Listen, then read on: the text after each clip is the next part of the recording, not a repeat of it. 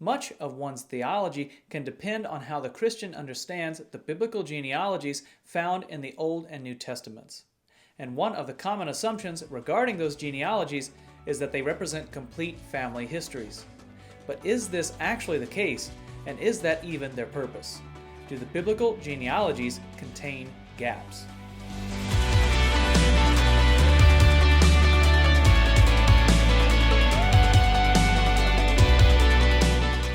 Thanks for watching No King But Christ. I'm Adam Graham. Imagine rifling through a musty attic and stumbling across a box of old pictures and mementos. Perhaps that box contains family records that show the lineage of your ancestors. Or maybe it contains stories of heroism or great courage and perseverance. And we may not have pictures or keepsakes like this from the early biblical patriarchs, but for the ancient Israelites and first century Jews, the genealogies found throughout Scripture served as a reminder of their legacy, a way to trace the history of their race. Ever since Darwin's popularization of the theory of evolution almost 200 years ago, Christians have had to defend Scripture against a far greater number of skeptical questioners. But Christians have been divided on the most effective and most biblical way to do so. One of the more useful sections of Scripture in this debate has been the Genesis genealogies. One's understanding of the purpose of these genealogies can have a profound impact on one's views on Genesis and the age of the earth. But whose view makes the most sense? The nature of the conflict. The most common divide between Christians on the matter of the age of the earth is between that of young earth creationists and old earth creationists, and these camps are also divided on their view of the genealogies found in Scripture. But it is not always immediately obvious why. While most young earth creationists hold to a 6-day view of the creation days as well as to a relatively recent date for that creation, the two positions are not inextricably linked. Apart from some fringe understandings of God's calibration of time within Scripture, the potential fact of Earth's creation in 6 calendar days is completely separate from the history of that Earth and its overall age. The former comes from a certain understanding of Genesis 1. The other actually comes from the genealogies. These genealogies have long been studied throughout church history, and during that time, scholars have concluded very different dates for humanity's origin and history. The most notable of these scholars is without a doubt James Ussher, and to a lesser extent John Lightfoot. In the 17th century, Lightfoot and Ussher published commentaries and calculations of the various genealogies, those found in Genesis, Exodus, Kings 1 and 2, and Chronicles 1 and 2, and both published very exact dates for the creation of the universe. Lightfoot giving September 17th, 3928 BC, and Ussher October 3rd, 4004 BC. Just as dispensationalism's rise to popularity was aided by its being ensconced in the Scofield Reference Bible and other Bibles in the decades after its origination, the 4004 BC date became a fixture of the King James translation of the Bible. And since then, with its wild popularity and adoption as the standard text for millions of believers, this date was thus firmly established. Problems with genealogical interpretation. At face value, the desire to use genealogical scripture passages to solve problems of unknown dates or time spans can be a noble one. There is much of Scripture that both Old Earth and Young Earth creationists believe is useful for and intended to communicate truth about the history of creation and humanity, often in addition to any primary context. But how should we understand the information presented in the genealogies? And are they consistent and trustworthy enough to communicate precise time frames that can be used to draw equally precise dates like 4004 BC? There are reasons to doubt so. One reason is the lack of precision of the language itself. In the original Hebrew, the language used to indicate succession are not as precise as one might suspect from English translations. The Hebrew terms often used in these cases, that of Ab for father and Ben for son, actually allow for a much looser meaning. Both terms can be used to refer to different generations of a father-son relationship, like that of a grandfather, great-grandfather, or grandson, or great-grandson, respectively. As well, the Hebrew term and conception of begat used in Scripture can be translated to imply the fathering of an individual or the bringing forth of a lineage. And this flexibility can be used to explain why otherwise parallel genealogies, like those in 1 Chronicles 3, Matthew 1, and Luke 3, vary.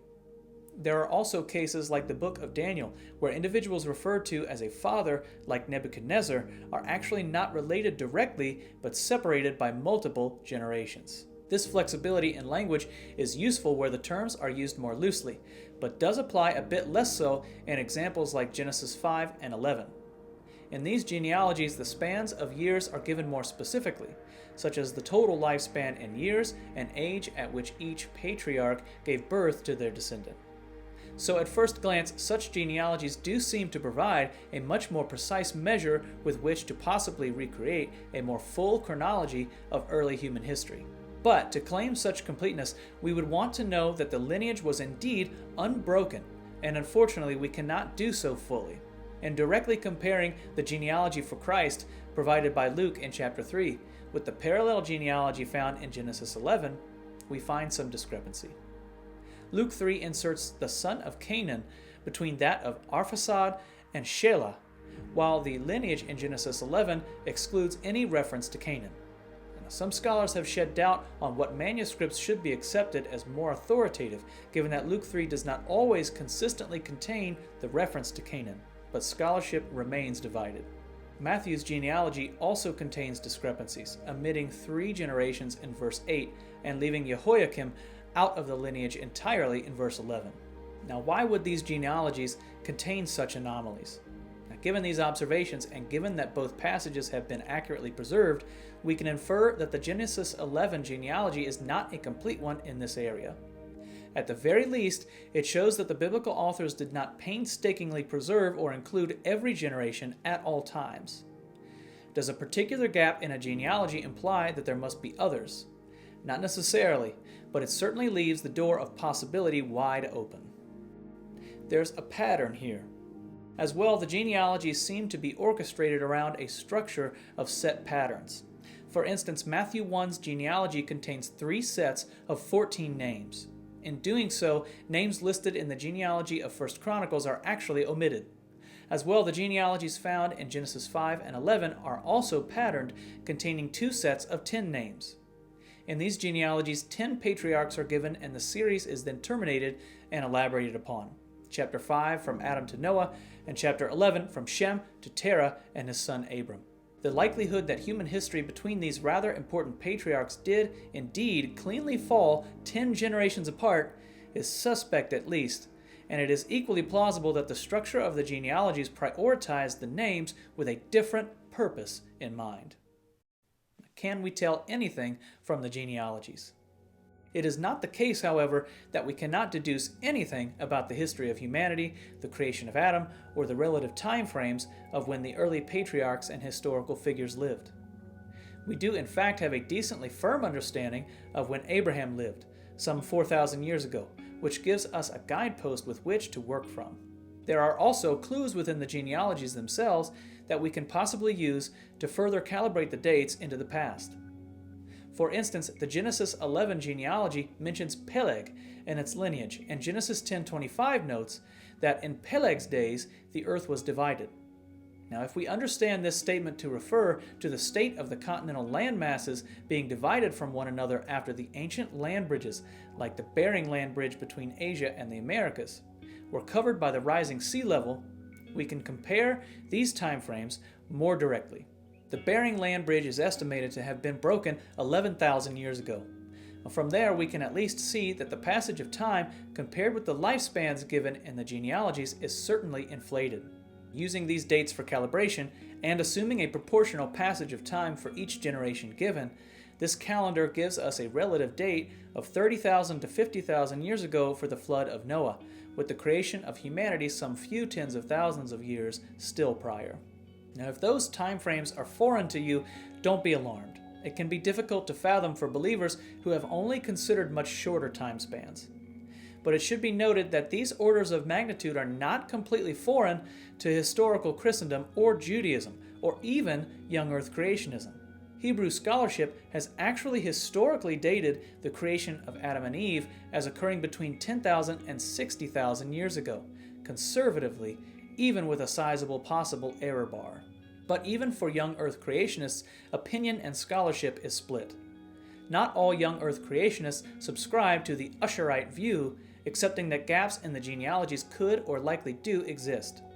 Non-Usherite young earth creationists would allow for a human or universal creation date that is more in the range of 10,000 to 50,000 years ago. While this calibration does not make a considerable difference when viewed within the context of the disagreements between old and young earth creationism, it does show that Usher's date, while most commonly known, is not the exclusive view. The damage done. Fortunately for Christians, exact dates for universal and human creation have not historically been and should not be enforced as a matter of orthodoxy.